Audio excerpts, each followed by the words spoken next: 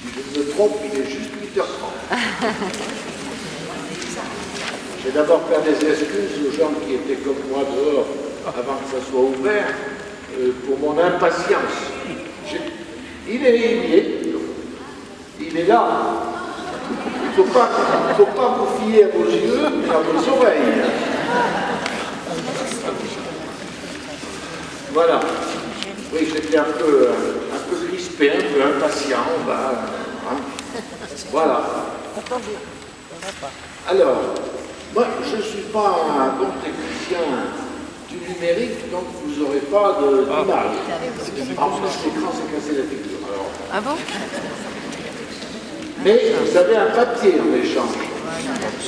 Et un papier que vous pouvez emporter, qui comporte des tas de références, et vous pourrez aller relire en ouvrant votre Bible et aller méditer. Les deux premières pages sont le contenu de ce que je vais vous dire. La page 3, ce sont des textes de Thérèse, puisque 500e anniversaire nous invite quand même à nous mettre à son écoute.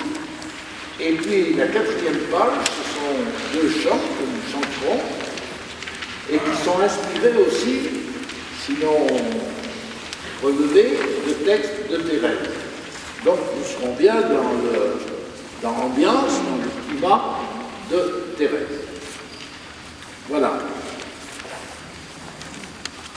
Servir donc. Chaque fois donc il y aura un apport, il y aura d'abord quelques textes de Thérèse, un apport de ma part, et puis nous chanterons et nous ferons des petits moments de silence pour prier. Et peut-être pour intérioriser justement telle ou telle chose que vous aurez retenue, ou pour intérioriser les paroles des chants. Parce que ces 2 chants inspirés du texte de Thérèse ont des paroles qui méritent tout à fait méditation. Donc nous aurons aussi des petits moments de silence. Je commence donc en disant, le mot servir nous fait penser à rendre service. Eh bien c'est pas ça. C'est pas ça parce que, enfin, c'est ça aussi, mais c'est infiniment plus que ça. Quand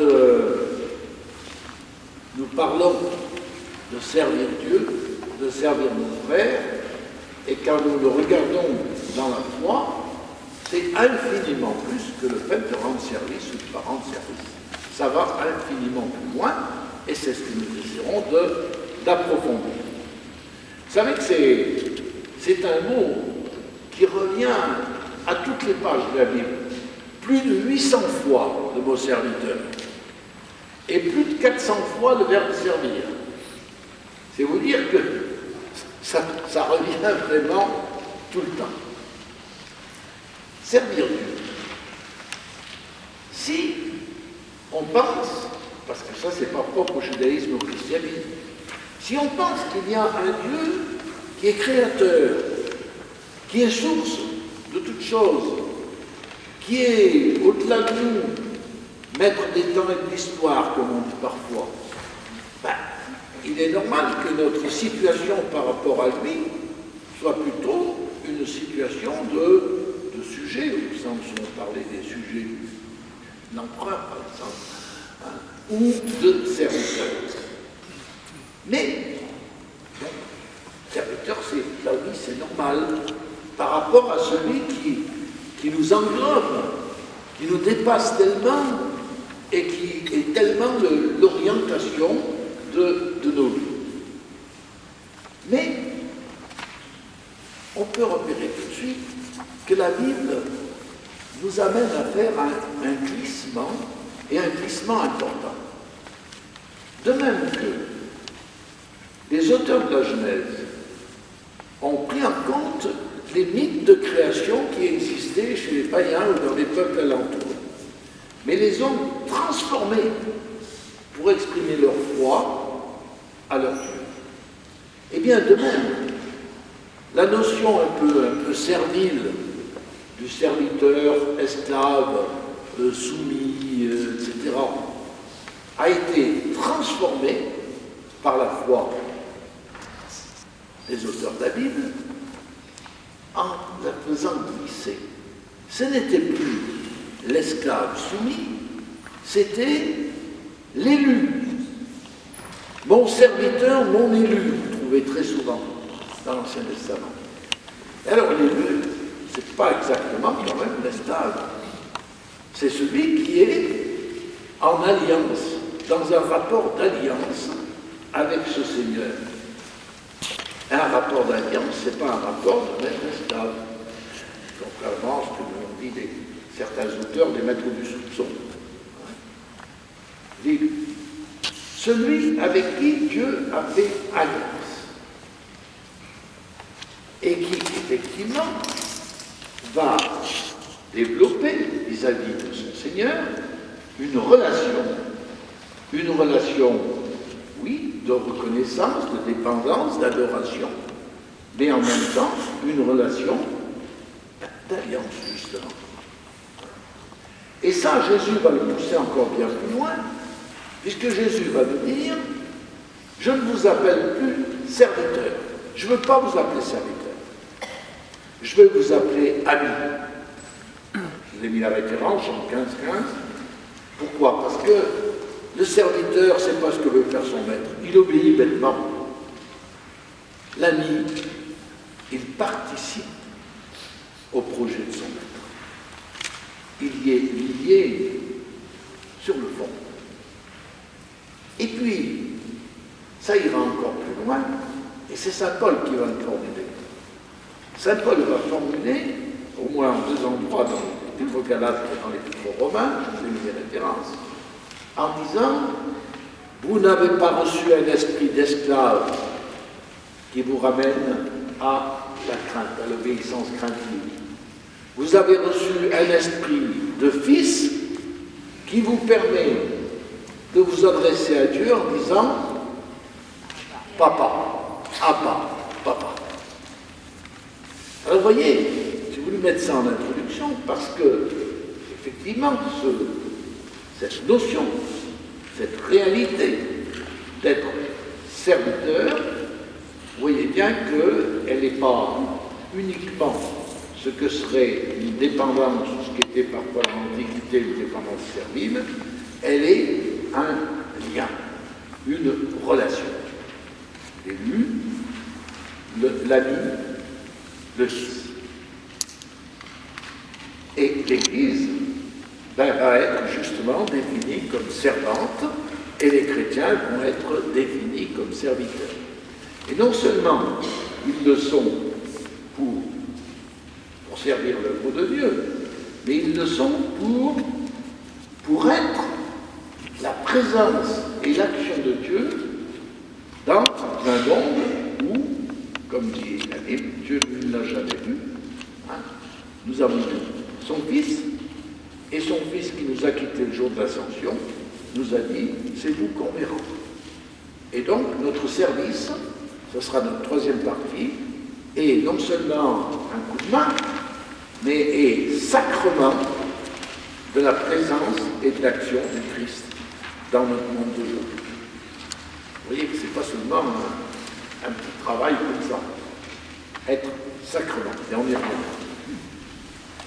Voilà ce que je voulais dire en introduction. Notre première partie, servez Dieu et son œuvre, nous l'introduisons avec Sainte Thérèse, 3 phrases, et en plus je vous en ai même dit une 4e sur votre feuille. Puissais-je te servir toujours, fais de moi ce que tu veux.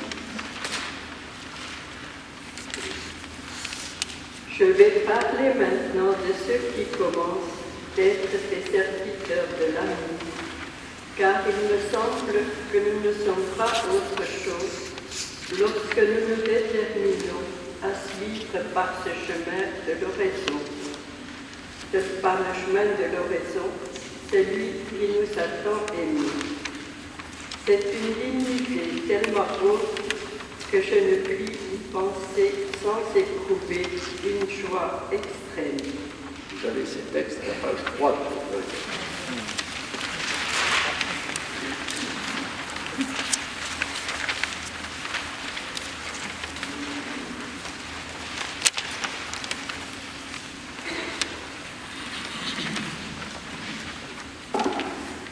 Notre seule ambition, c'est le service entier et parfait de sa divine majesté.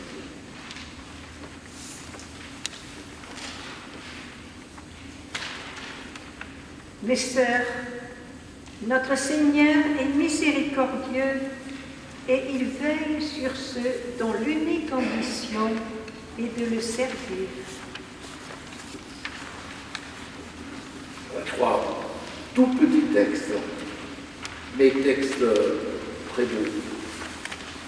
D'abord, il est question de servir l'amour. Servir l'amour. Servir Dieu comme servir l'amour. Un amour qui se donne tout entier et qui donc va nous indiquer tout de suite ce qu'elle dit qu'on y est tout entier dans ce service. Être les serviteurs de l'amour, nous ne sommes pas autre chose si nous nous déterminons à suivre le Christ. Et c'est une dignité tellement haute que je ne puis y penser sans que ça soit une joie extrême. Voyez, c'est pas donner un coup de main. C'est être totalement investi, totalement engagé dans ce service. Un service entier par rapport à celui qui est majesté. Alors, regardons un peu ce mot servir. Dans l'Ancien Testament, vous le savez bien, sans cesse, ce mot est employé pour indiquer ce que Dieu envoie à son peuple. Alors, vous pouvez penser à Moïse, bien sûr, envoyé pour libérer son peuple, Josué qui va passer en terre promise, David, le roi qui regroupe les tribus, Élie, le prophète, Isaïe et tous les prophètes. Il s'agit de s'engager dans son œuvre de salut. Je vous lis la phrase de Jérémie, qui est le texte que nous avons lu ce matin. Notre première lecture de ce matin, ça tombe bien. Depuis que leurs pères sortirent du pays d'Égypte, je n'ai cessé, dit Dieu, de leur envoyer tous mes serviteurs les prophètes inlassablement. Voilà. Dieu, c'est celui qui envoie inlassablement ses serviteurs à son peuple. Isaïe 49, c'est je t'ai choisi, je t'ai élu, Sainte la Mère, etc. Pourquoi? Pour que le peuple tout entier devienne un peuple serviteur. Et vous avez très très souvent l'expression « mon serviteur Jacob et Israël mon élu ».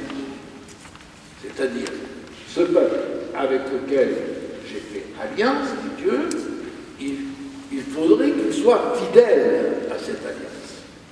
Et l'expression « servir Dieu » est exactement l'expression de la fidélité attendue par celui qui a donné sa fidélité à lui.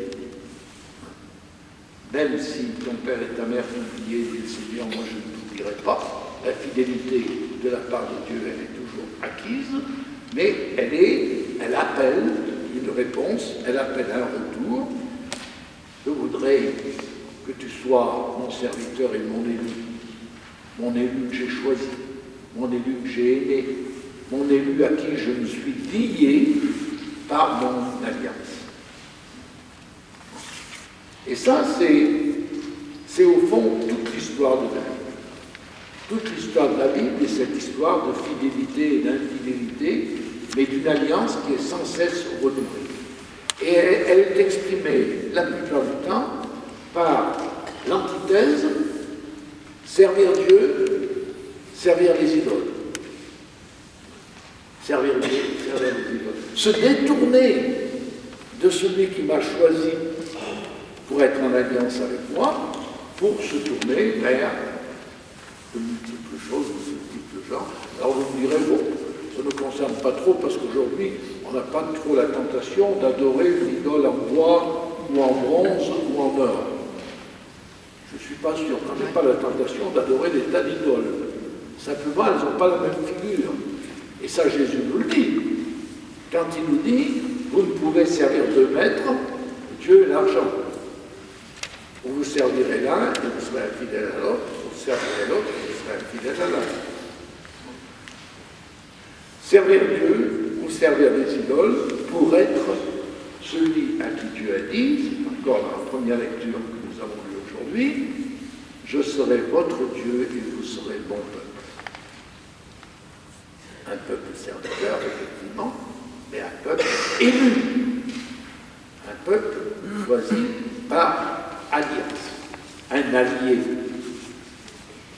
Alors évidemment, celui qui va être le serviteur par excellence, c'est Jésus, bien sûr. Tu es mon serviteur que j'ai choisi, dans l'expression de Matthieu, qui est une citation d'ailleurs de l'Ancien Testament. Je peux lire quand même au moins ce passage. Matthieu 12, 18, pardon. Voici mon serviteur que j'ai élu, mon bien-aimé qui m'a voulu choisir, je mettrai mon esprit en lui. Et c'est une citation d'Isaïe, mais c'est une citation que Jésus s'applique à lui-même.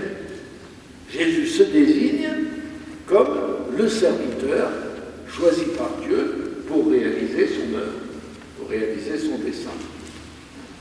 Et l'Épître aux Hébreux va employer la formule, qui est aussi une citation dans l'Ancien Testament d'ailleurs, « Me voici, je viens faire ta volonté », qui sera une définition de ce qu'est Jésus. « Me voici, je viens faire ta volonté ». Et ça, Jésus l'exprimera tout au long dans Saint Jean. Vous vous rappelez, je crois que vous vous rappelez là, hein, on va quand même lire un passage, mais Saint Jean, je vous ai mis le chapitre 5 et aussi le chapitre 6. Je ne fais rien de moi-même.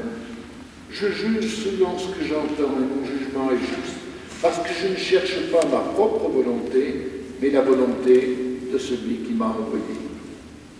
Et puis au chapitre 6, vous en avez un développement qui tient toute une colonne. Hein. Je suis descendu du ciel pour faire non pas ma propre volonté, mais la volonté de celui qui m'a envoyé. Et la volonté de celui qui m'a envoyé, c'est que je ne perde aucun de ceux qu'il m'a donné. Tiens, on retrouve l'alliance. Pour que quiconque voit le Christ, voilà. Donc Jésus comme le serviteur par excellence. On verra que c'est le serviteur souffrant aussi, mais on y reviendra. Alors vous allez me dire, bon, jusque-là, c'est de l'histoire. Eh bien justement, c'est que les disciples de Jésus, une des définitions des disciples de Jésus, c'est d'être des serviteurs. Pourquoi? Eh bien parce que Dieu se sert toujours de messagers, de médiation pour son œuvre. Dans l'Ancien Testament, on a vu toute l'histoire des prophètes, des rois, des juges, etc. Et là, si vous ouvrez tout le début, notamment de la prédication de Jésus, il est toujours question du règne de Dieu. Et ce règne de Dieu, dans toutes les comparaisons que Jésus emploie, il est un rassemblement pour lequel il y a des serviteurs. Alors vous avez par exemple dans Matthieu, au chapitre 20, ce sont les serviteurs qui sont envoyés à la vigne, parce que vous vous rappelez sans doute que dans l'Ancien Testament, le lien entre Dieu et son peuple est souvent comparé à celui qui a créé une vigne et qui la chouchoute, qui la chérit pour qu'elle produise bien, pour qu'elle soit protégée, on y fait un pressoir, on y met des barrières, etc. Voilà. Eh bien, Jésus va employer cette comparaison pour parler de son projet de rassemblement, de son royaume, et la vigne, elle est cultivée par des serviteurs. Et le maître, c'est celui qui envoie sans cesse des serviteurs. Vous vous rappelez même qu'à 9h du matin, il en envoie, puis à 11h, il en envoie d'autres, puis à 3h de l'après-midi, il en envoie, et à 5h de l'après-midi, il en envoie encore. Parce que même s'il ne reste pas beaucoup de travail à faire, c'est important de toujours envoyer. Vous tournez quelques pages de Matthieu, 2 chapitres après, au 22, le royaume de Dieu est comparable à un maître qui va faire un grand banquet. Merveilleux d'ailleurs ça. Hein, le royaume de Dieu est comparable à un grand banquet. Et qu'est-ce qui se passe? Eh bien, allez inviter. Allez inviter à mon banquet ou au repas de noces de mon fils, suivant l'évangile que vous lisez. Et puis vous tournez encore quelques pages et vous avez le maître de maison qui s'absente et qui confie tous ses biens à ses serviteurs. Et puis quand il revient, il leur demande, mais qu'est-ce que vous en avez fait de mes biens? Est-ce qu'ils ont produit? Est-ce qu'ils ont... Voilà, fait quelque chose.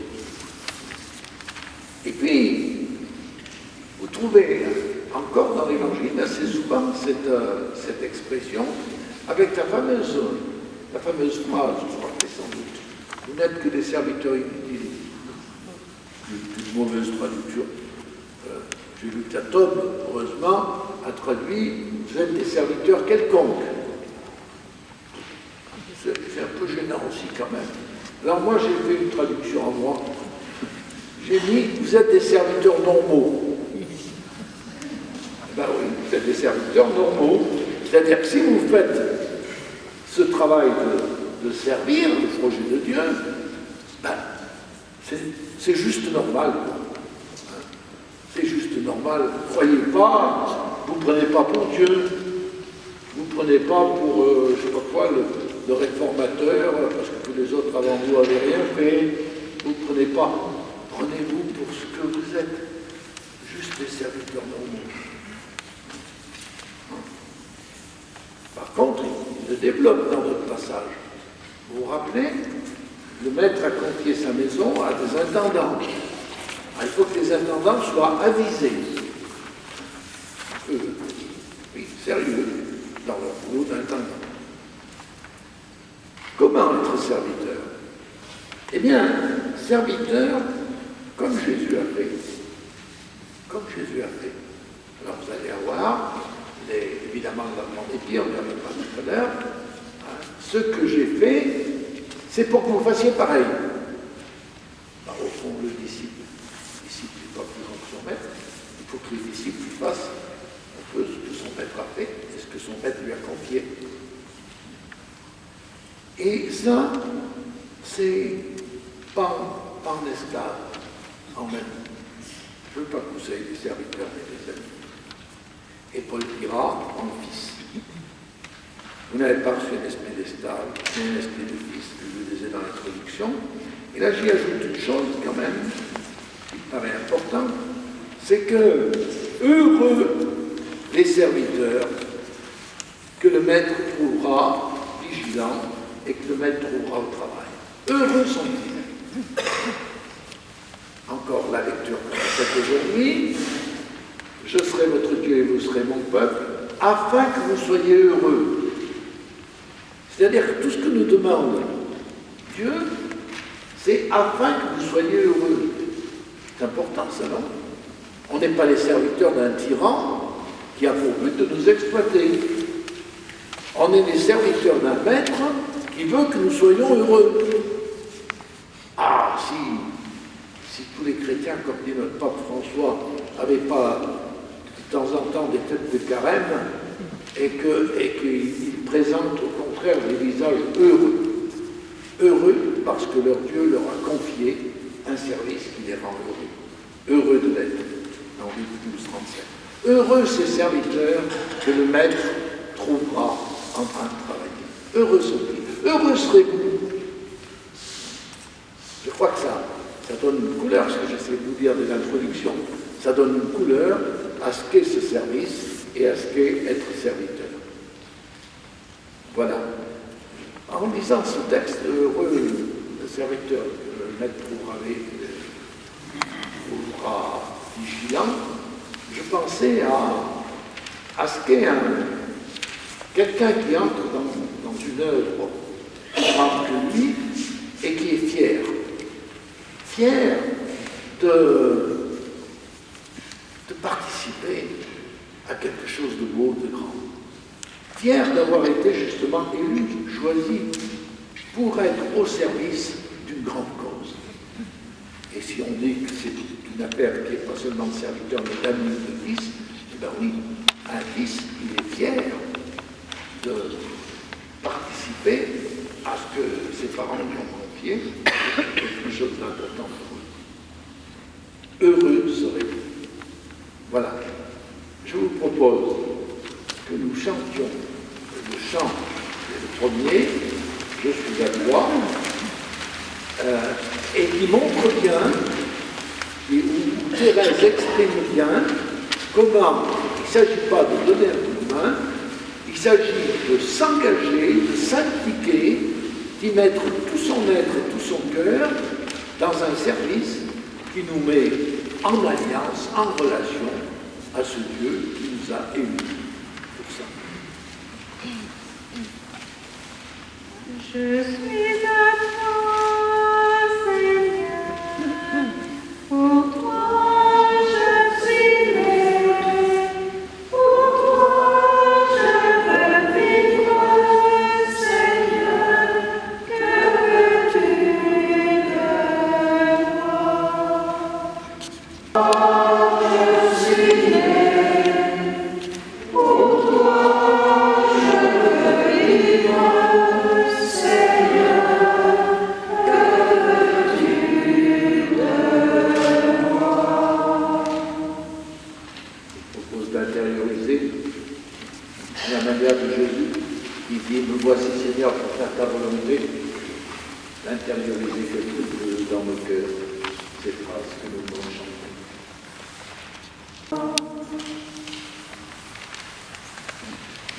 Servir Dieu, son œuvre, c'est donc servir le dessein de Dieu et donc servir l'humanité, servir nos frères.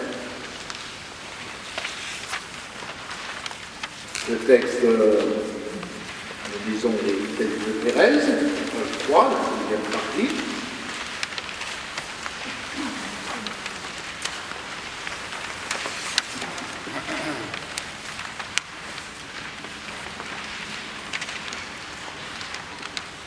L'amour de Dieu ne doit pas être un fruit de l'imagination, mais se prouver par les œuvres.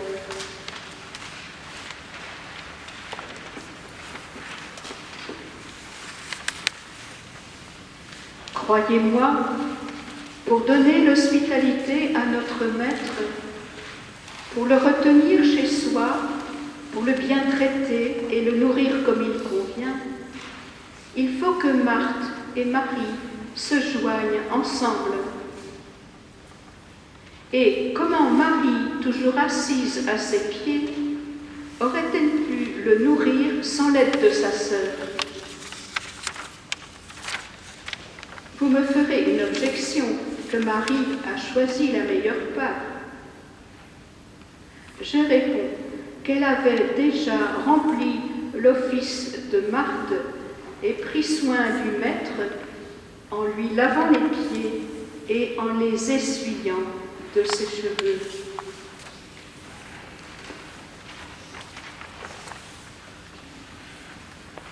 Quand l'obéissance vous occupera aux choses extérieures, ne vous en affligez pas. Si c'est à la cuisine, comprenez bien que le Seigneur est au milieu de Marie. Voilà. Si nous voulons donner l'hospitalité à notre Maître, il nous faut nous mettre dans sa peau, je puis dire, et cette peau du service. Et c'est d'ailleurs le plus vite, parce que je vois que le temps passe. Rappelons-nous ce que nous avons dit dans l'Ancien Testament, avec des serviteurs que Dieu ne cesse jamais d'envoyer. Inlassablement, il envoie. Et un des passages du prophète Isaïe, il y a 4 passages, on peut dire, a beaucoup marqué Jésus d'abord et les premiers chrétiens. C'est des passages qu'on appelle le serviteur souffrant, où il est manifesté que le serviteur que Dieu envoie, pareil, c'est pas un petit service qui rentre comme ça. il y risque sa peau. Il y passe tout entier. Il y investit tout son être et au risque d'être en effet persécuté. Je vous ai mis des références, je vous lis simplement un passage, qui est de 42, je crois.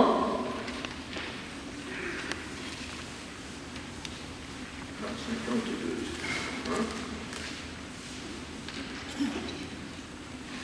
Ces passages du serviteur souffrant que, évidemment, on a appliqués au Christ et qui ont permis de comprendre le Christ.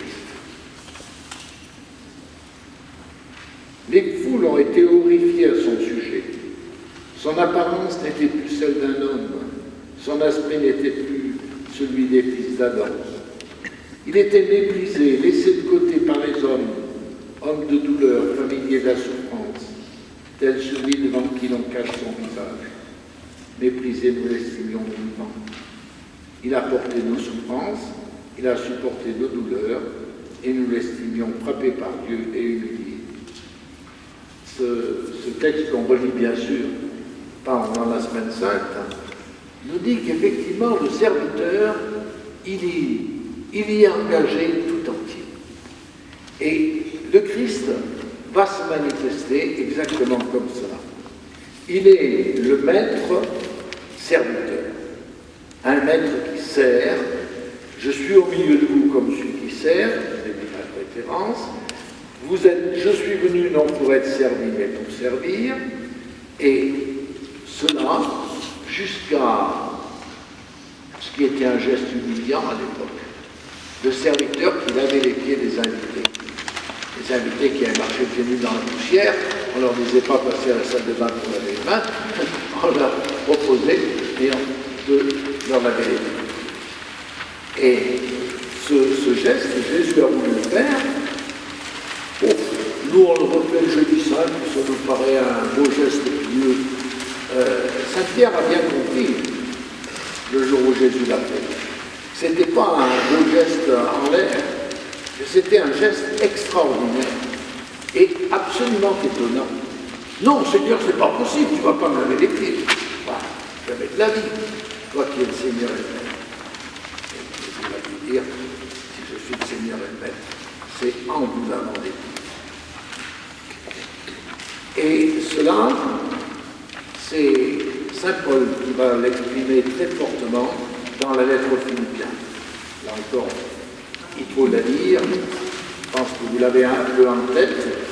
Lui qui était de condition divine n'a pas gardé le rang qu'il égalait à Dieu, il s'est fait serviteur, il s'est fait obéissant jusqu'à la mort, et à la mort sur une croix. Lui qui était de condition divine, n'a pas considéré comme une croix d'être égal de Dieu. Il s'est dépouillé, prenant la condition de serviteur. Le mot grec c'est doulos, c'est le même mot qu'esclave. Prenant la condition de serviteur, devenant semblable aux hommes et reconnu à son aspect comme un homme. Il s'est abaissé, devenant obéissant jusqu'à la mort et à la mort sur la croix. C'est pourquoi Dieu l'a souverainement élevé et lui a donné le nom qui est au-dessus de tout nom. Jésus l'avait dit, rappelez-vous, le vrai pasteur, ce n'est pas celui qui garde le troupeau, mais dans les bons moments. Le vrai pasteur, il donne sa vie pour ses brebis. C'est dans Jean 10. Et puis, Jésus a dit adieu à ses amis en leur disant « Ceci est mon corps livré pour vous. Ceci est mon sang versé pour vous. » C'est-à-dire que ce service que j'ai vécu avec vous pendant 3 ans, il est radical et il est pour la multitude et il est pour les siècles des siècles. Et je vous demande de refaire sans cesse cela en mémoire de moi. Jésus serviteur. On pourrait développer longtemps, vous pensez bien. On peut relire les chants du serviteur, on peut relire le lavement des pieds, qui est un texte tellement extraordinaire. béniront le jeudi saint, bien sûr. Alors nous, les disciples, il nous est dit très clairement, ce que je vous ai fait, c'est pour que vous fassiez pareil. Il ne suffit pas que vous trouviez admirable ce que j'ai fait. Ah, c'est très beau, votre admiration, ça me fait bien, oui. Sauf qu'elle ne sert à pas grand-chose si elle ne vous convertit pas. Si elle ne fait pas de vous aussi des serviteurs capables de vous laver les pieds des uns aux autres.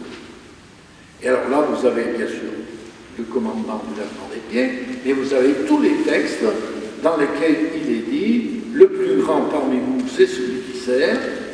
Je vous ai mis les références. « Celui qui veut être le premier parmi vous se fera l'esclave de tous ». Alors là, la traduction que j'ai prise, on bien mis esclave, c'est doulos, c'est le même mot que tout à l'heure.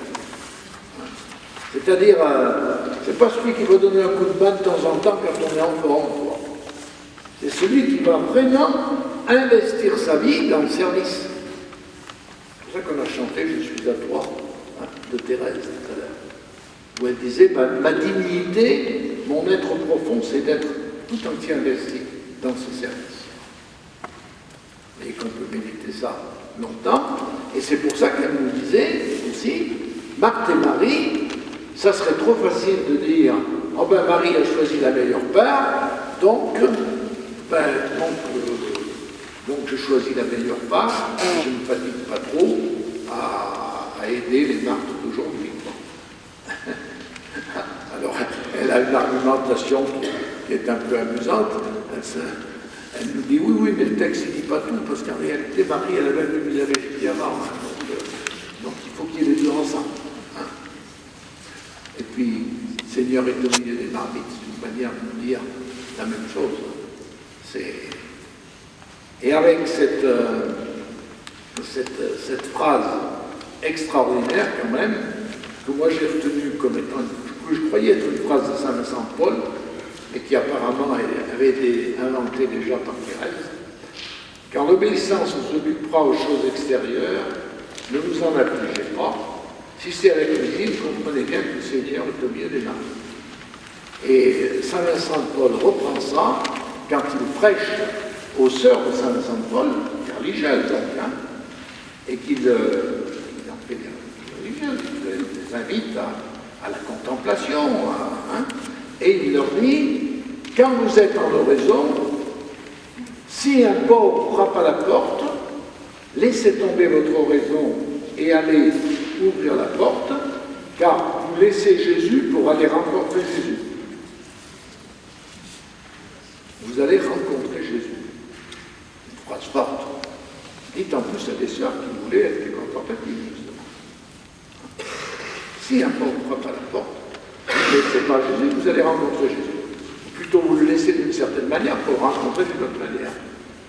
Il faut que Marthe et Marie marchent ensemble, dit Thérèse. Et du coup, ça va être la définition de l'Église d'être servante. Jésus, il n'a pas parlé de l'Église, Jésus. Il n'a pas fait une charte pour l'Église. Il a parlé du royaume de Dieu et il a dit à ses disciples, à vous de travailler à ça. N'empêche qu'il dit bien à ses disciples, ceux qui viennent à vous, c'est à leurs fruits que vous les reconnaîtrez. Et il dit aussi, c'est à l'amour que vous aurez les uns pour les autres que l'on vous reconnaîtra pour mes disciples. Autrement dit, il nous dit bien que si on veut être des disciples, il faut qu'effectivement on mette nos pas dans ses pas, et c'est à l'amour que nous, c'est au service, à l'amour concret que nous vivrons, que nous serons reconnus comme disciples. Alors je vous ai relevé quand même deux phrases de François, dans la joie de l'Évangile, numéro 49, 47 aussi. Je préfère une église accidentée, blessée et sale pour être sortie par les chemins, plutôt qu'une église malade de la fermeture et du confort de s'accrocher à ses sécurités. Belle phrase. Et puis vous savez qu'il y a une autre phrase où il dit qu'il faudrait que l'église soit comme un hôpital de campagne. C'est un hôpital de campagne, c'est pas un hôpital bien bien géré, bien propre, bien tout. Hein. Il est en campagne. Et puis le numéro 47, dans lequel il nous dit justement que une des caractéristiques de l'Église, c'est d'être toujours ouverte et d'être toujours accueillante. Alors il nous dit, il commence par dire l'Église bâtiment, hein, et puis ensuite il passe à l'Église relation, et puis ensuite il passe au sacrement. Il faudrait que l'Église soit le lieu où chacun se sent accueilli, où chacun se sent chez lui, où chacun sent, non pas d'abord, attention, article 1, il faut faire ça, article 2, il faut faire ça, article 3, tu feras ça, et article 4, attention, tu as fait ça, c'est pas bien. Mais un lieu où, au contraire, on est accueilli à bras ouverts. Tout son numéro 47 est comme ça. C'est extraordinaire. Je pense à ça quand on accueille des parents et leurs bébés à la fin d'une célébration parce qu'ils viennent baptiser cet enfant et que toute la communauté les accueille avec un certain enthousiasme. C'est qu'un signe. C'est un signe de ça. Voilà.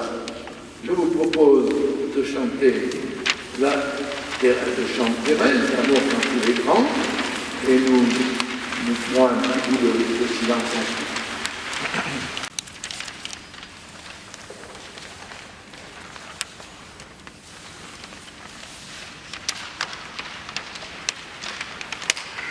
L'amour quand il est vrai révèle ton amour. Ça nous emmène très loin. Ça nous emmène très loin parce que il nous est dit que ce qui est attendu de nous, c'est vraiment une véritable révélation. Il faudrait que nous soyons des révélateurs de l'amour de Dieu. C'était déjà dans la première phrase de la serviteur de l'amour.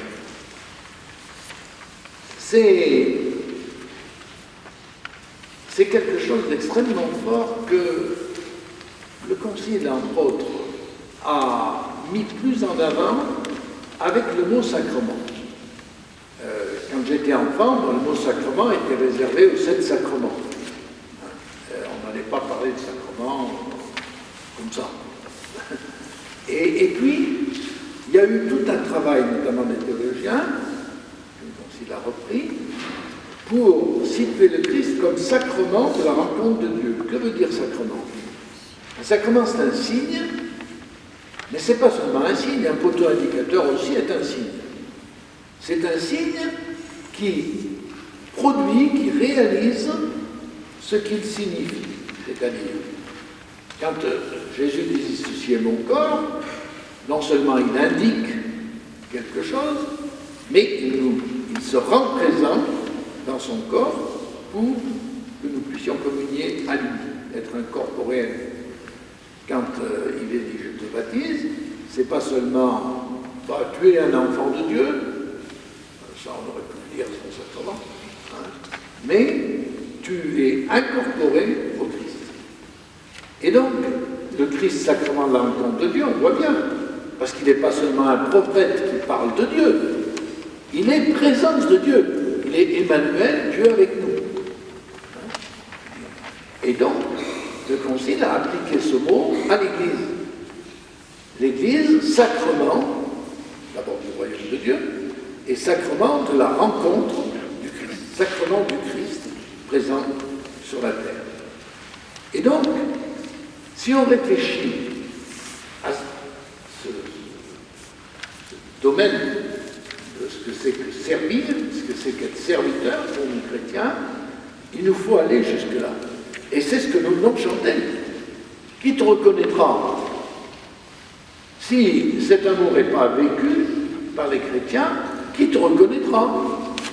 Qui comprendra que tu es amour? Hein?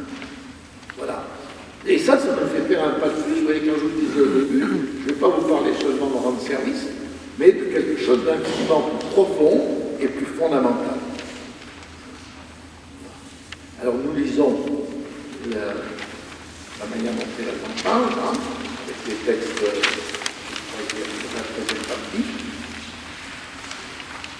L'amour de Dieu ne consiste pas dans les larmes, ni dans une sensibilité où l'on met sa consolation, mais à servir avec justice, force d'âme et humilité.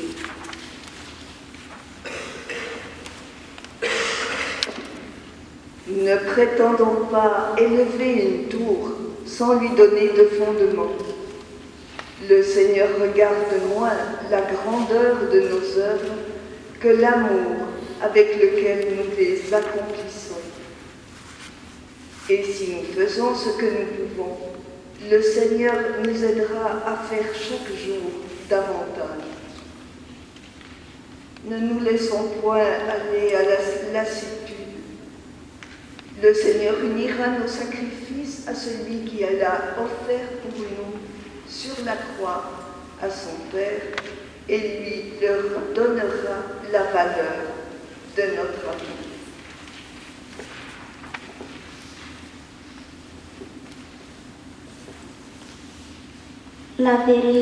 La véritable humilité est d'être prêt à vous contenter de ce que le Seigneur veut de vous. Donc, si contempler, faire oraison, soigner les malades, se livrer aux travaux, même les plus vils, n'est autre chose que servir le Seigneur qui vient manger et se délasser avec vous. Que nous importe d'être occupés d'une manière ou d'une autre. Les textes nous disent comment c'est le Seigneur lui-même qui agit et qui aime à travers nous. Si nous aimons comme lui, sous son inspiration, c'est lui qui se rend présent à ceux que nous aimons à travers nous. Alors ça, c'est le mouvement de l'incarnation. C'est-à-dire, l'amour de Dieu s'incarne dans l'amour d'un homme, Jésus, qui se fait l'un de nous, qui vient nous rejoindre au plus profond. Et là, on peut reprendre ce qu'on a lu tout à l'heure dans les Philippiens. Lui qui était de condition divine, il ne s'est pas satisfait de cette condition divine et de l'amour au ciel, mais il est venu l'incarner, l'insérer dans notre existence la plus concrète. Et là, je vous ai mis, et c'est pourquoi Dieu l'a exalté, et le texte de Saint Paul dans l'Église, c'est pourquoi Dieu l'a exalté, l'a ressuscité. Et alors, je vous ai mis deux phrases qui sont de Christiane Chergé, parce qu'elles m'ont touché, et j'ai trouvé c'est quelqu'un qui a vraiment vécu l'incarnation, Christiane Chergé, sa présence à Sibérine, et une incarnation que lui aussi a vécue jusqu'à la mort. Et il a deux phrases qui sont assez extraordinaires, je trouve. Une où il parle de Jésus en disant « Son ascension lui est donnée par le tablier de serviteur. » Il s'est fait obéissant jusqu'à la mort, c'est pourquoi Dieu l'a exalté. Son ascension lui est donnée par le tablier de serviteur. Parce qu'il s'est fait doulos, obéissant jusqu'à la mort. Et son autre phrase, elle est encore plus provocante, si je puis dire, ce qui le propulse au plus haut des cieux, c'est de tellement aimer la terre. On peut dire ça de Jésus. Tu vas ta monter sa vie pour ceux qu'on aime. Voilà. Alors, je vous ai mis ensuite quelque chose qui m'est très cher et qui est pour moi, enfin qui a été lumineux dans ma vie, je crois, et qui est un des textes les plus fondamentaux, sans doute, du Nouveau Testament, c'est l'ascension. Pourquoi? Parce que, vous m'avez sûrement entendu déjà parler de ça, parce que l'ascension, c'est vraiment c'est le testament de Jésus, quoi. C'est la réalisation du testament de Jésus. C'est-à-dire, imaginez les disciples qui sont au 36e dessous, ils ont été au 36e dessous déjà à la croix. Et puis, ils ont fait une expérience extraordinaire. Il est vivant, il est ressuscité, c'est pas foutu, ça continue, voilà. Sauf qu'au moment où ils exultent, c'est formidable, ça continue, c'est pas foutu, leur dit, je m'en vais. 36e dessous de nouveau. Si tu t'en vas, c'est effectivement foutu. Hein? Et il leur dit, mais non, c'est pas foutu. Ah bon, et comment? Ben c'est vous. C'est vous qui allez continuer. C'est pas foutu, désormais ce sera vous. Vous serez mes témoins jusqu'aux extrémités de la terre. Alors je suppose que là, c'était peut-être pas le 36e dessous, mais c'était le 15e. Hein? Oui, mais comment voulez-vous qu'on fasse ça? On n'est pas capable, on n'est pas à la hauteur, on ne se rend pas compte. Ça ne tient pas ton affaire. Je vous donnerai mon Esprit Saint. C'est vous qui continuerez, mais pas tout seul. Je vous donnerai mon Esprit Saint. Et désormais, vous serez, l'utilisation du mot sacrement, vous serez les sacrements de ma présence, maintenant que je suis parti. Je ne suis plus avec vous en chair et en os, mais je suis encore avec vous en chair et en os, c'est vos chairs et vos os à vous. Voilà. Alors ce texte est absolument fondamental, si vous voulez, à condition de bien le lire, comme effectivement ce qui nous envoie, ce qui fait de nous des serviteurs, et des serviteurs, oui, sacrement, de la présence et de l'action de Dieu dans notre monde d'aujourd'hui, où Jésus ne fait pas une deuxième incarnation à chaque siècle. Il est incarné une fois pour toutes. Mais il continue par l'ascension. D'où, effectivement, l'Église.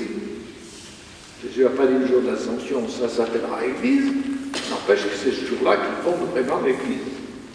L'Église servante, l'Église sacrement du Christ Sauveur, et donc du Christ qui nous sauve en se faisant le serviteur. Alors là, je ne vais pas développer, mais vous pouvez d'abord relire les Actes des Apôtres, c'est une vraie merveille, ça se lit comme un roman, c'est les débuts de l'Église, justement. Ça commence d'ailleurs par le choix des 6. On a dit que c'était devenu les diacres, c'est pas encore les diacres, enfin c'est déjà parce qu'ils se sont dit, mais attendez, on est toujours en train de prêcher et on néglige le service d'État. Ah ben on va désigner certains d'entre nous qui seront plus particulièrement service d'État. Entre parenthèses, ils n'ont pas été uniquement service d'État, parce que si vous prenez leur nom, vous suivez la suite des Actes des Apôtres, vous apercevez qu'ils prêchent la parole sans arrêt. Donc ils faisaient bien les deux. Le but c'était bien de vivre les deux. Hein. Et puis, ça a été l'invention de ce qu'on appelle les ministères, c'est-à-dire les différents services. Alors vous savez, à l'époque, ce n'était pas clarifié encore les évêques, les prêtres, les diacres, les animateurs en pastoral. C'était très divers. Vous prenez dans Saint-Paul, vous trouvez des listes. Il y a des docteurs, il y a des chargés d'enseigner, il y a des chargés des malades, il y a des chargés de la parole, il y a des chargés... Il y a toutes sortes de services. C'est-à-dire que la primitive Église, dès son début, elle a multiplié les services à rendre. Et moi j'aime à penser que dans l'histoire de l'Église, il y a des tas de fautes, il y a des tas de crimes, tout ce qu'on veut, mais dans l'histoire de l'Église, il y a une donnée constante, c'est que l'Église s'est toujours voulu capable d'inventer des services pour le service des hommes. C'est l'Église qui a inventé les dispensaires, c'est l'Église qui a inventé les hospices sur l'école où on risquait de se perdre dans la neige, c'est l'Église qui a inventé l'espèce de sécurité sociale, c'est l'Église qui a inventé tout au long de son histoire. Aujourd'hui, dans notre monde, ils sont pris en charge par la société la plupart, encore que ce n'est pas vrai. L'Église en invente des nouveaux parce qu'ils ne sont pas encore pris en charge par la société. Je pense par exemple à l'action des chrétiens pour l'abolition de la torture, qui est un mouvement d'Église. Voilà. Tout au long, l'Église a inventé des services. Oui, si je vous ai mis, j'ai marqué l'Eucharistie distributive. C'est l'heure. Lisez 1 Corinthiens 11, c'est le plus ancien récit de l'Eucharistie. Et saint Paul engueule les Corinthiens en leur disant, vous méprisez le corps du Christ. Regardez pourquoi. Autrefois, moi, je croyais que c'était parce qu'ils n'avaient pas respecté suffisamment l'hostie. Enfin, ça n'a rien à voir. Vous méprisez le corps du Christ parce qu'au cours de ce repas, il y en a qui ont trop bu et il y en a qui ont rien mangé. C'est-à-dire que vous n'avez pas partagé.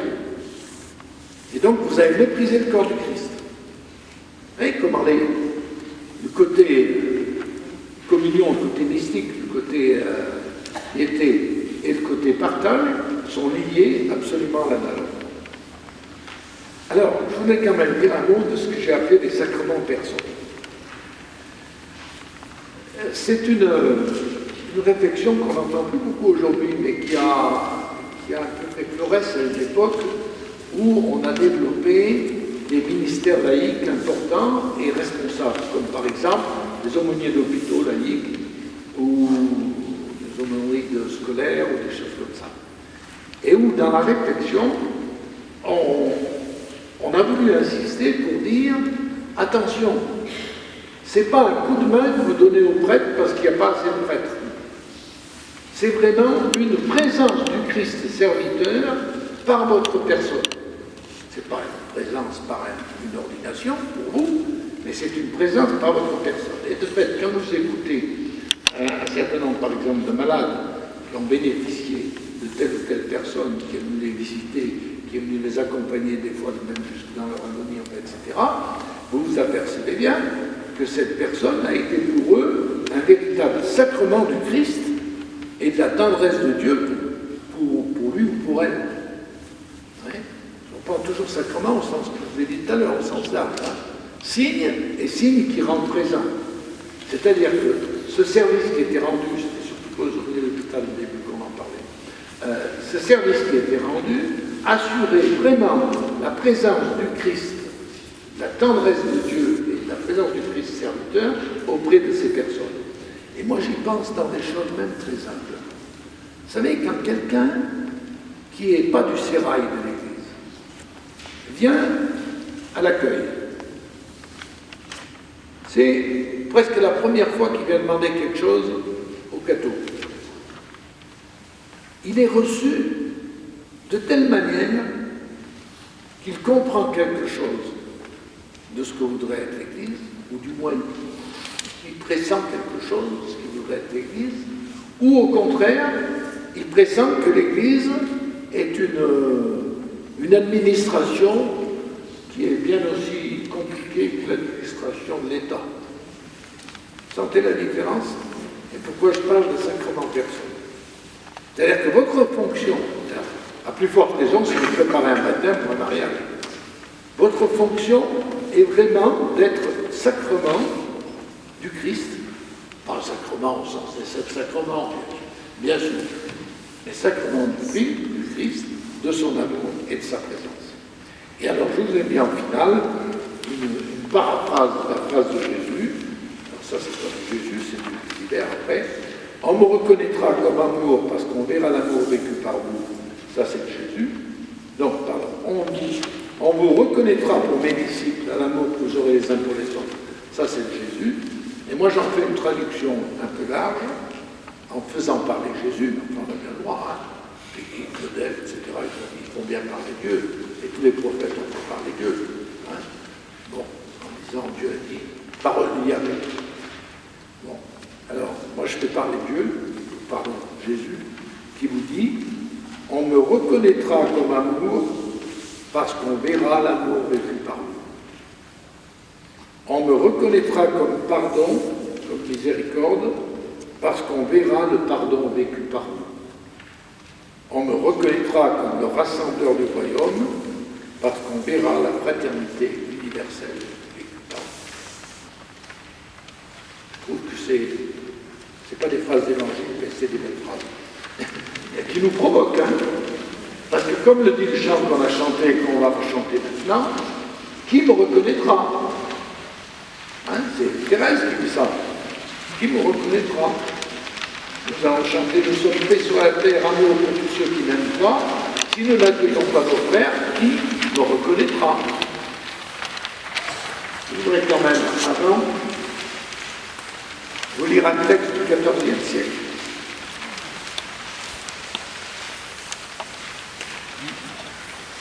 Christ, tu n'as pas d'oreille, depuis l'ascension. Tu n'as que nos oreilles pour entendre le cri de nos frères. Christ, tu n'as pas Dieu. Tu n'as que nos yeux pour rayonner ta présence en nous. Christ, tu n'as pas de lèvres.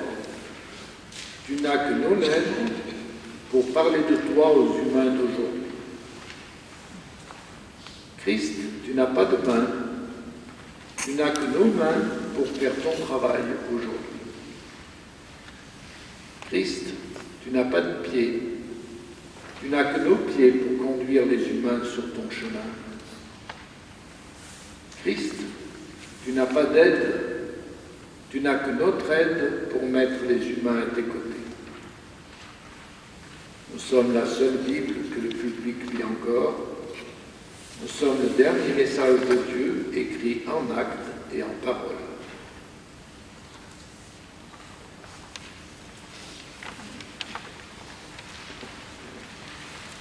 La